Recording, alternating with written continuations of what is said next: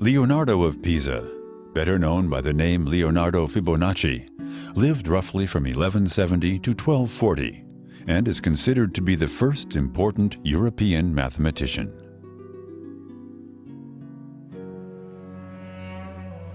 On journeys to Africa, Byzantium, and Syria, he came into contact with Arabic mathematics, which in the Christian Occident was largely unknown.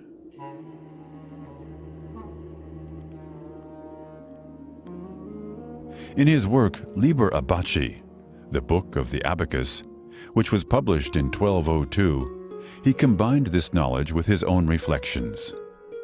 The book long remained unexcelled in the history of Occidental mathematics and contributed to, among other things, Europe adopting the Arabic system of numbers. Liber Abaci contains a thought experiment which Fibonacci himself probably regarded as pure curiosity and did not pursue further, but which later was to become famous as the Fibonacci sequence. Fibonacci asked himself how many pairs of rabbits originated from a single pair in 1 year. To do this, he assumed that none of the rabbits would die in the course of that year, and that each pair of rabbits would produce exactly one more pair of both sexes per month, which in turn would be fertile from the second month after birth. In his book Liber Abaci, he writes, "Because the above-mentioned pair gives birth in the first month, you can double it, so there are 2 pairs after 1 month. So at the end of the first month, and it is here that Fibonacci begins counting, there exist 2 pairs of rabbits. At the end of the second month, the original pair has given birth to another pair, and the other pair became fertile. Now there are 3 pairs. Of these 3 pairs, 2 in the third month are now fertile, and 1 is not yet fertile. Thus, at the end of the next month, 2 more pairs of rabbits are added. So now there exist altogether 5 pairs. Of these 5 pairs, 3 in turn become pregnant, so that in the 4th month there are 8 pairs. To find out how many pairs of rabbits there are, Fibonacci observed, all you have to do is in each case to add up the sum of the pairs of rabbits of the 2 previous months. To begin with, there is 1 pair of rabbits. After 1 month, there are 2 pairs. After 2 months, there is 1 plus 2, or 3 pairs. After 3 months, 2 plus 3, or 5. After 4 months, 3 plus 5, or 8, and so on. Until, after 11 months, 233 pairs of rabbits have resulted from the first pair. And Fibonacci writes, when finally the 144 pairs are added to those born in the last month, in the end there are 377 pairs. And the above-mentioned pair have finally produced that many pairs at the end of 1 year.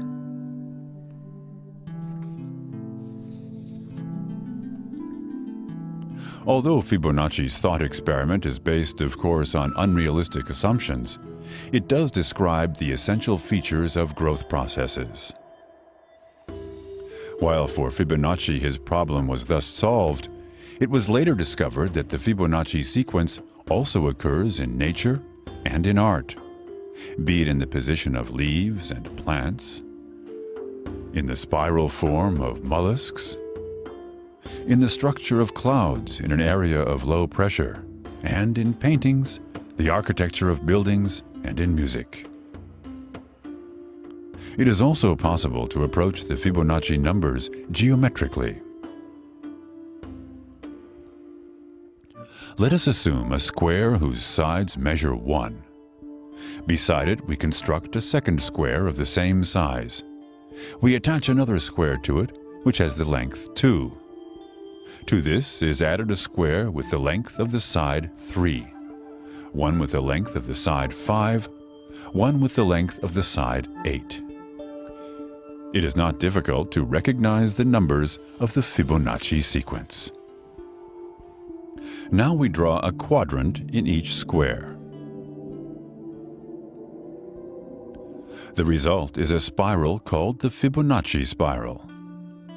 It can be clearly seen in the shell of the Nautilus.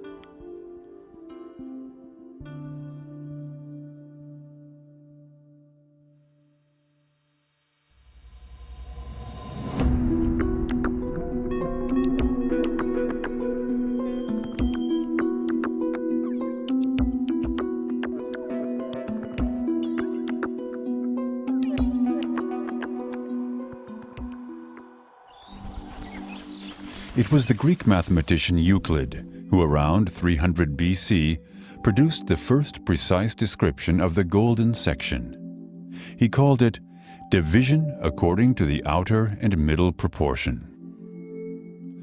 A length is divided into two parts in such a way that the smaller part is to the larger part in the same proportion as the larger one is to the whole. Later, in the 15th century, the Italian mathematician and Franciscan monk Luca Pacioli took an interest in Euclid's works and devoted a whole volume to this division of lines, which he called Divina Proporzione, or divine partition.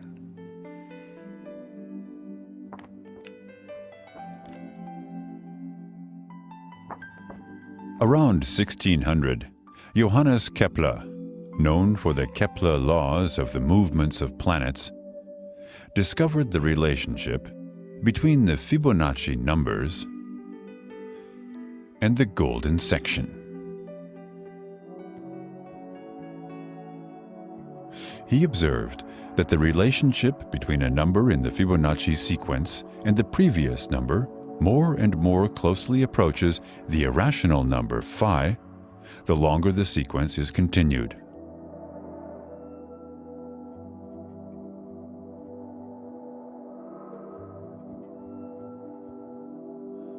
And phi describes nothing other than the golden section.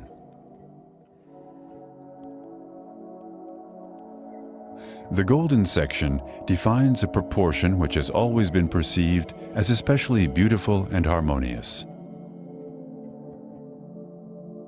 In many epochs, we find its application in almost all cultures throughout the world, above all, in architecture and art.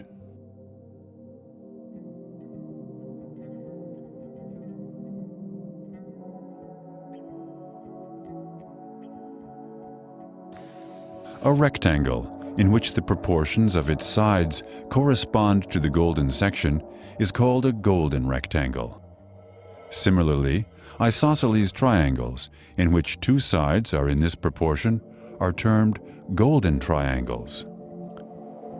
An important part is also played by the so-called golden angle, psi, which divides the angle of 360 degrees in the proportions of the golden section.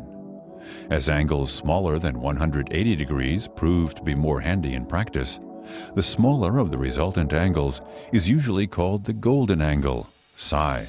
It is approximately 137.5 degrees.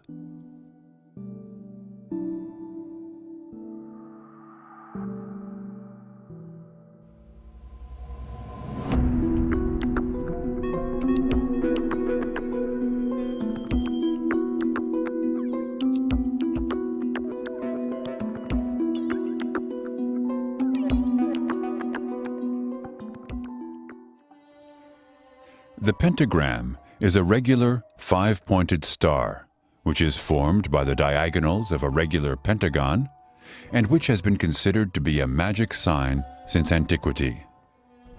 The golden section appears here in an especially impressive way, as it can be found geometrically in the pentagram several times. For each line and partial line, there is a partner, which, together with it, is in proportion to the golden section.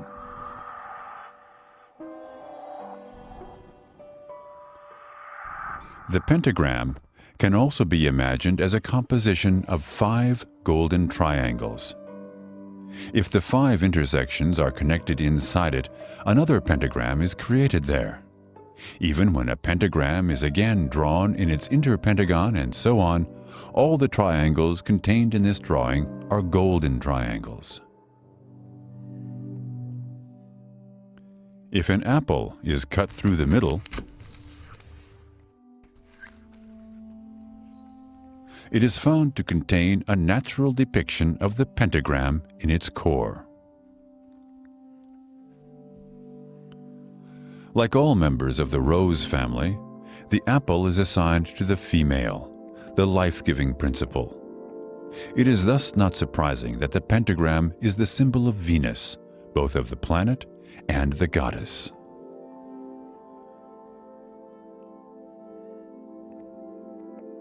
As the symbol can be drawn in an unbroken line, and at the end comes back to the beginning, it was also a sign for the cycle of life. In the Middle Ages, the pentagram, or pentacle, was used as a figure to ward off demons. And even today, it is omnipresent. The stars of numerous flags, for example those of the USA or the EU, are all pentagrams. The symbol of Islam or the Soviet star are also pentagrams.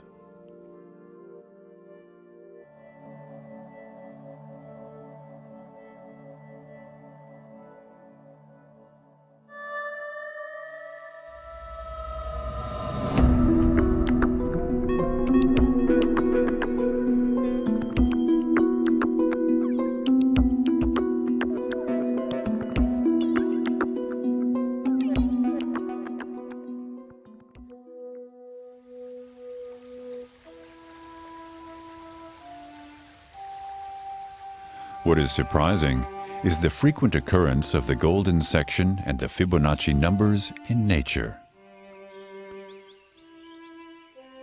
These structural principles reappear most conspicuously in the phyllotaxis of plants, i.e., in the arrangement of their leaves and seed cases. In many of the more highly developed species of plants, the angle between spirally shaped consecutive leaves is on average about 137.5 degrees, the golden angle. This arrangement of leaves is also termed the Fibonacci phyllotaxis.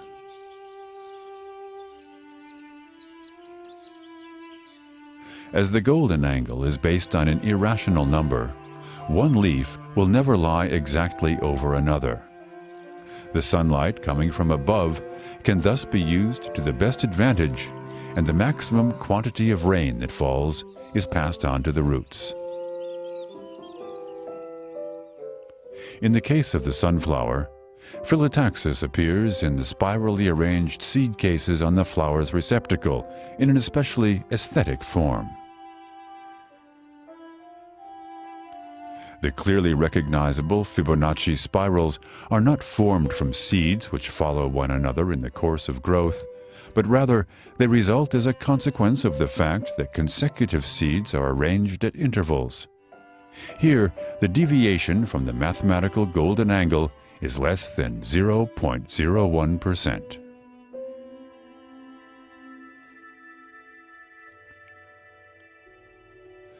If we consider the number of arcs which turn counterclockwise and clockwise, it will hardly be a surprise. Here, too, we have consecutive Fibonacci numbers. In the outer area of sunflowers, there are usually 34 and 55 spirals. In the case of larger specimens, 55 and 89, or even 89 and 144.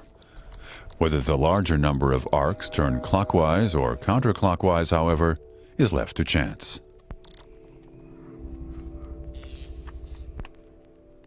This animation shows a constructed inflorescence with 200 seeds.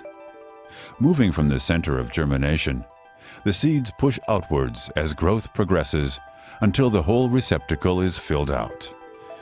Seeds that follow one another emerge precisely around the golden angle, separately from one another, as this ensures that the seeds are packed together in the most compact way. This, however, becomes clear if the angle between two consecutive seeds that follow one another in the course of growth is changed.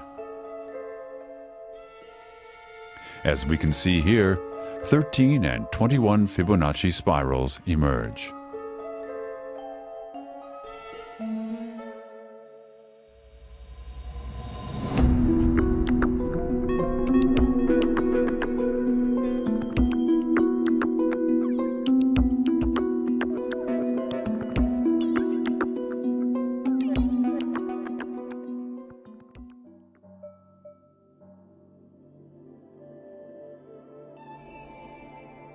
From time immemorial, wherever people wanted to express beauty and where they tried to approach the divine ideal, we come across the golden proportion.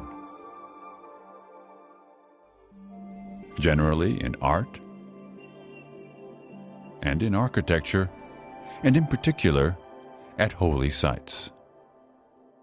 Even in the pyramids of Giza, the proportions of the number phi are revealed with astounding accuracy. Thus, for example, in the case of the Cheops pyramid, the proportion of the length of the side of the pyramid to half of the pyramid's base is 356 to 220 ells, and that corresponds to 1.618 of the number phi. Also, in the most famous stone monument, Stonehenge, which was built near Salisbury, England, some 3,500 years ago, we again find the golden measurements.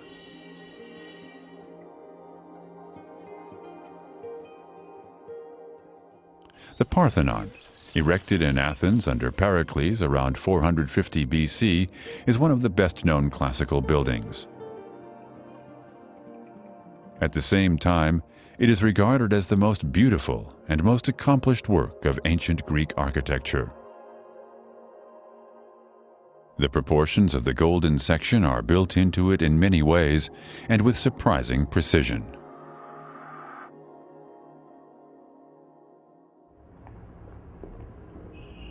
From 1940, the architect and painter Le Corbusier developed a uniform measuring tool which replaces the metric system with a scale of harmonious dimensions derived from the proportions of the human body and the golden section.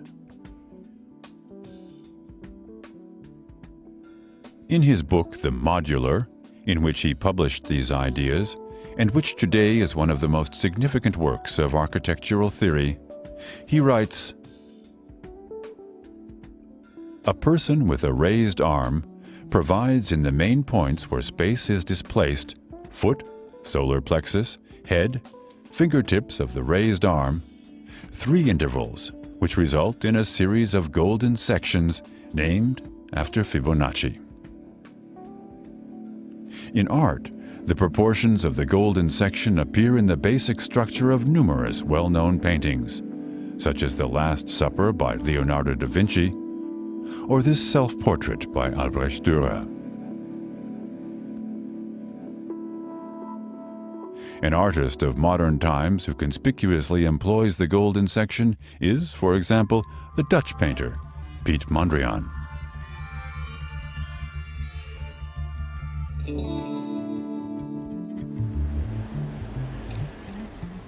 In the concourse of Zurich's main station, there is also an example of a contemporary use of the Fibonacci numbers in the fine arts. The installation Ovus Philosophicus by the Italian artist Mario Merz.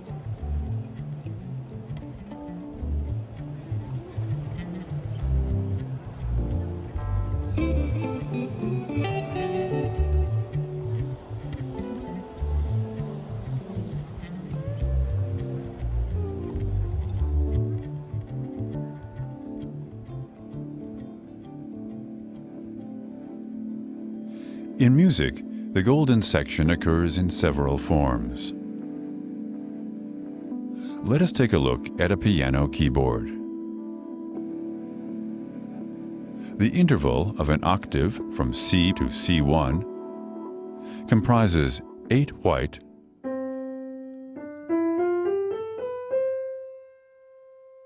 and 5 black keys.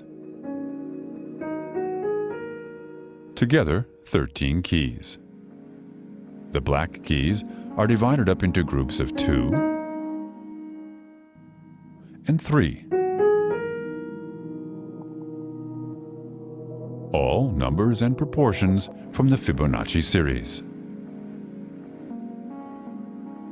In the writings of the musicologist Anu Lentvi, we read that the golden section and the Fibonacci numbers reappear in the works of the composer Bela Bartok as the dominant principle of composition. This becomes especially obvious in the sonata for 2 pianos and percussion, where not only the parts of the form follow the proportions of the golden section.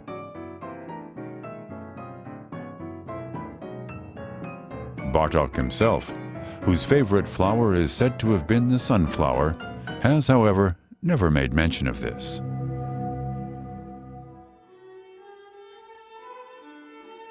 Similar investigations have also been made into the works of Bach, Mozart, Schubert, Debussy, and Satie.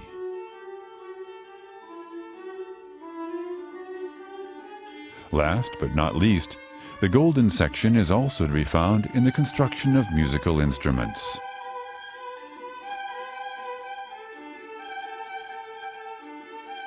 In the New Oxford Companion to Music, Volume 2, you can read that Stradivari and Guarneri used the golden section in order, for example, to place the sound holes in their world-famous instruments at exactly the desired position.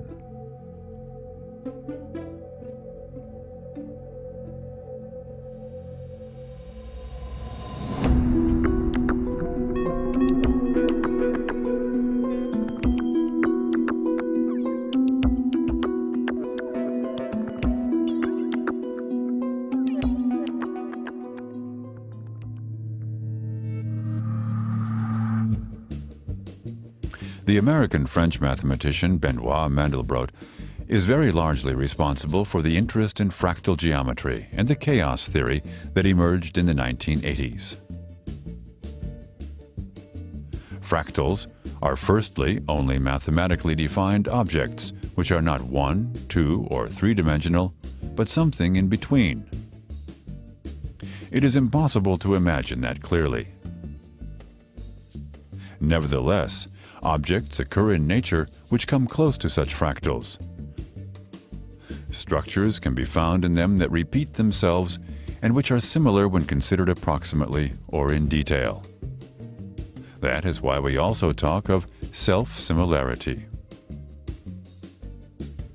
An especially beautiful example of fractal geometry in nature is the Romanesco, a green variety of cauliflower.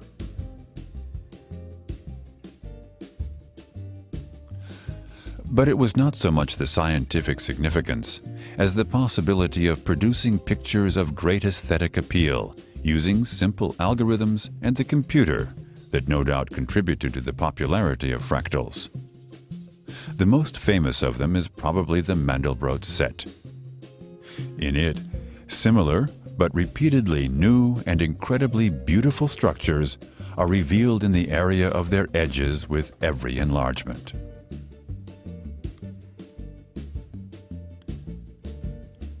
What do fractals have to do with the Fibonacci numbers? The apple shapes of the Mandelbrot set, which vary in size, arise in different periods of the repetition of mathematical algorithms. If we examine these apple shapes, we make the following observation. Of all the apples between one apple of period 2 and one apple of period 3, it is the apple of period 5 that is the largest. In exactly the same way, of all the apples between period 5 and period 3, it is the apple of period 8 that is the largest. And of the apples between that of period 8 and that of period 5, it is the apple of period 13. all numbers from the Fibonacci series.